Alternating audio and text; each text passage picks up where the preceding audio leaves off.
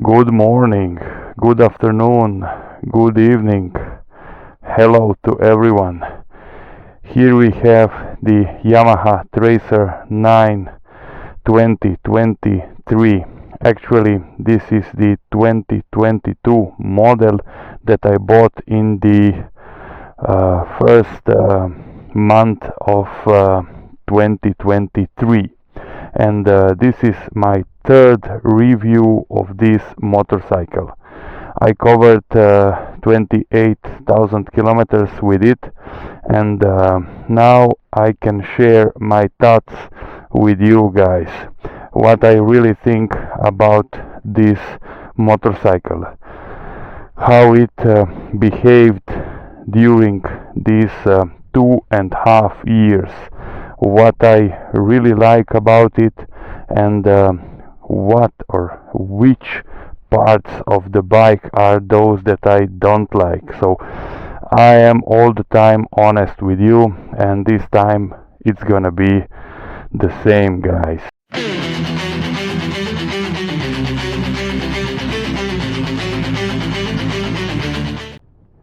Before we go into details, I would like to do a brief description of this motorcycle. It has a triple engine from Yamaha CP3, a very well known and very reliable engine that produces almost 120 horsepower. To be more exact, 119 horsepower. It is very smooth, it is refined, it is responsive. It's a great engine overall. It has an upright riding position, as you can see. It's a sports tourer, and it has quite tall windscreen that it's really not that good. A lot of riders, a lot of owners are complaining about. It has also quite big but not too comfortable seat. Here are the comfort seats, both seats for the rider and for the passenger. It has a quite aggressive design. It has let's say medium, not perfect, not very bad brakes. I would say medium brakes for this kind of a motorcycle and for this amount of money that you are gonna pay for it. Now, as you probably all know, we have already outside the 2025 model that has the same engine with more refined electronics, with different screen, and with some other different and more refined newer parts, I would say. Otherwise, the engine, like I said, it's the same, and the role and the let's say function overall of this motorcycle remains the same. This is a sports tourer, and it offers a bit more comfortable ride than some sports bikes, and it has a great price, at least if we are mentioning the base model. The GT and the GT Plus, there is a different story. Even more electronics, and prices are quite a lot higher. So in my opinion, this is a great value bike. I added the top case, as you can see. Here I have the tank bag, and I have also the shod side cases that are very good. Those of you who are interested in these cases, please check my video. It's up here, and you will see there what I think about them. Now I have already 28,000 kilometers on the bike. It is a very good motorcycle. I didn't encounter any specific problems except one, and that one I'm gonna cover at the very end. So stick with me till the very end to know what is that problem all about. Let's go into details. Just like I mentioned, the front headlight, it's not very good. You all know about it, and it is even a bit ugly if you consider the fact that only one headlight is on when the bike is running, but this is how they made it. The screen, the windscreen, really not that good, but still okay for me. I changed my helmet and now it is okay. I cannot complain. It is not that loud, and what is really important, it's not buffeting anymore. Now I have it at the higher position. As you can see, it is adjustable, and I have it at the higher position. And what I have to mention is that the bike is running smoothly, everything is okay, no serious problems. I like the way the engine performs. I like the way how it rides, how it goes into the corners.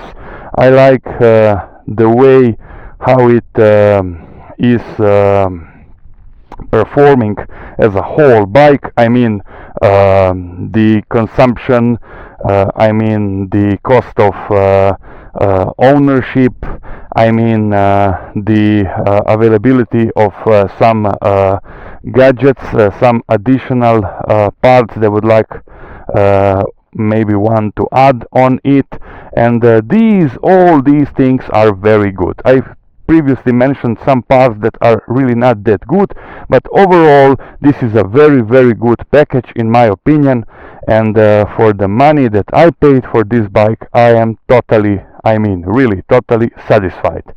Let's go into those things right now that are not that good. The first one, it's about the seat. The seat, it's okay for a 1 hour and a half ride, and I can confirm it right now. I did another, it was the third longer trip with this bike, more than 3,500 kilometers with it.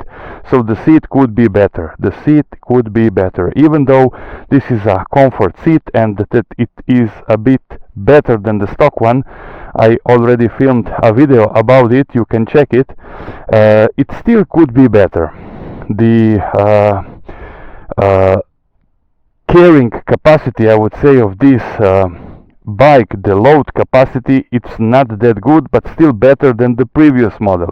So if you plan to go on a longer trip with a passenger, take care, be careful.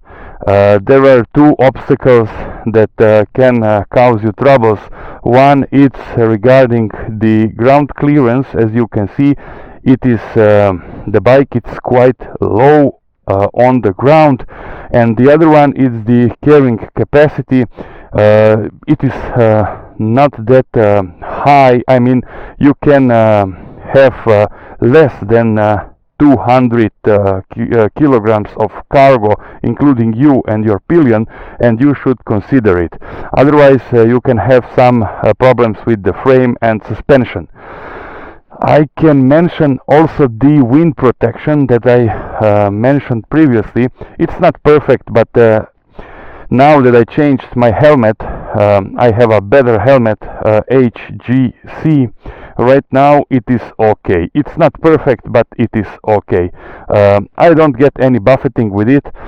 It is still a bit loud windscreen, but this is just how it is.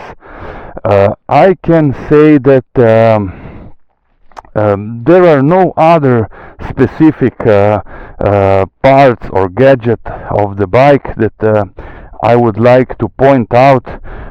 Maybe I found a bit annoying the fact that these buttons here are not illuminated.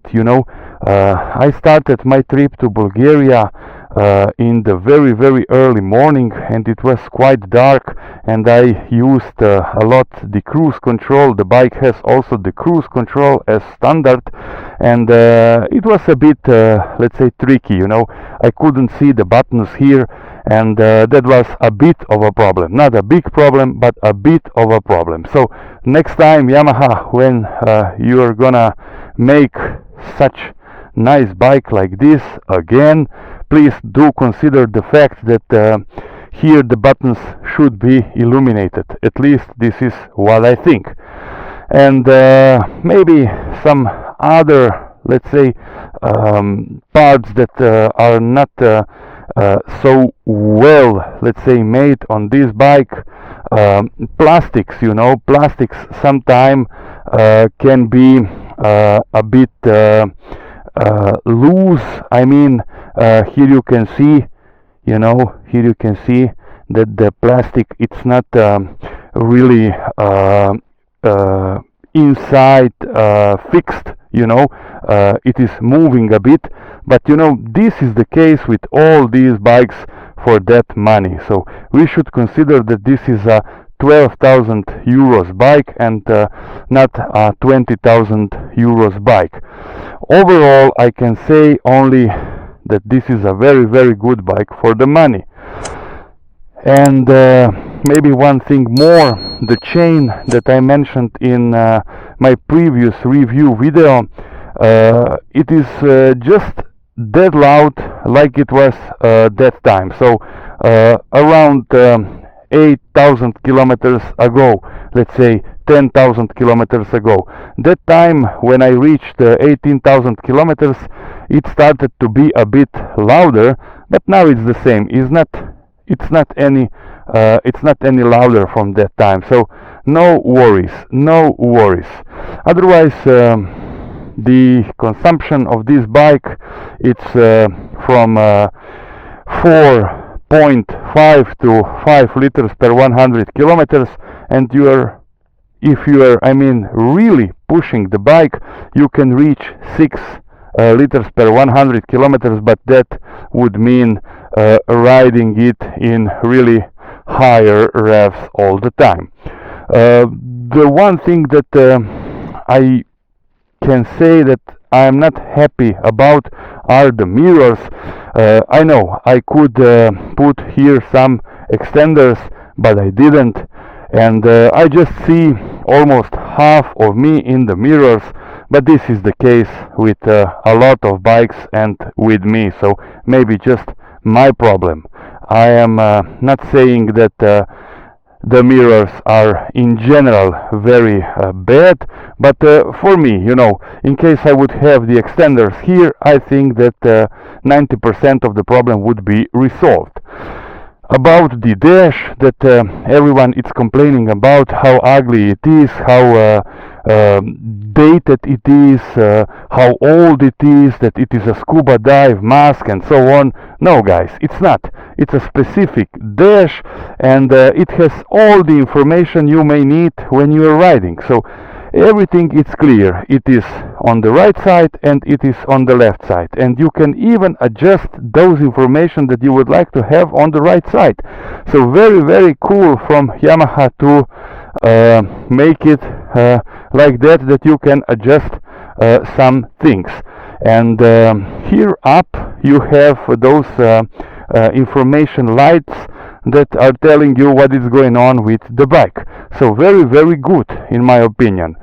The gearbox, it's slick. It's just like it was when it had 5,000 kilometers. The engine, it's just as loud as it was on the, let's say, first ride. Nothing wrong. I like the sound of the exhaust, and when you're accelerating, and that would be pretty much all that I would like to share. One thing more, and for those of you who stick till this moment, the problem that I encountered was with the cruise control. So when I wanted to use the cruise control, it was on a highway. It suddenly started blinking. The light of the cruise control started blinking, and I just couldn't activate it. And then I read that this is a common problem on some tracers, and that I should just let's say a bit move the brake lever, front brake lever, and that it is gonna be resolved. And yes, it was really just like that. I just adjusted again my brake lever here, and then it was resolved. So no problems anymore with the cruise control. For those of you who are gonna encounter it for the very first time, you're gonna see that the cruise control light is gonna start blinking, and then you don't have to worry. It is just about the front brake lever, because the front brake lever sensor, it's somehow blocked, and the electronics is thinking that the brake is activated. That's why it's not allowing the cruise control to work. This is the main reason. This is something that I read, and I tested it also, and it's just like I just explained. Okay, one thing more for those of you who are just having some problems, or let's say some thoughts about the TPS sensor. Here in this case, nothing really to say about it. Everything is fine. I went, they adjusted the TPS sensor, they adjusted the ECU, and everything it's just fine and working properly. But in my case, even before, it was perfect. I mean, those of you who are having some problems with the throttle and with jerkiness and with the unstable idling, here with this one, no problem, nothing. You know, something that I encountered, I can say, is that it is a bit smoother when you just turn on the engine early in the morning, when it is a bit colder. But this is all. The bike runs just like it was previously. No changes, nothing. It offers a smooth ride, a very powerful acceleration, just like it was before. So nothing to complain about this. And Yamaha covered everything regarding the adjustment of the TPS sensor, so here I cannot say anything bad. Okay guys, what are your thoughts about the Yamaha Tracer 9 base model? You can share your experience, your thoughts below this video. I kindly appreciate everything you are putting down there, asking me questions or commenting whatever you would like to write, to mention. Please do it. Tracer, it's a great bike. It has some downsides like any other bike, but overall well worth the money. Thanks for watching guys, and see you in the next one.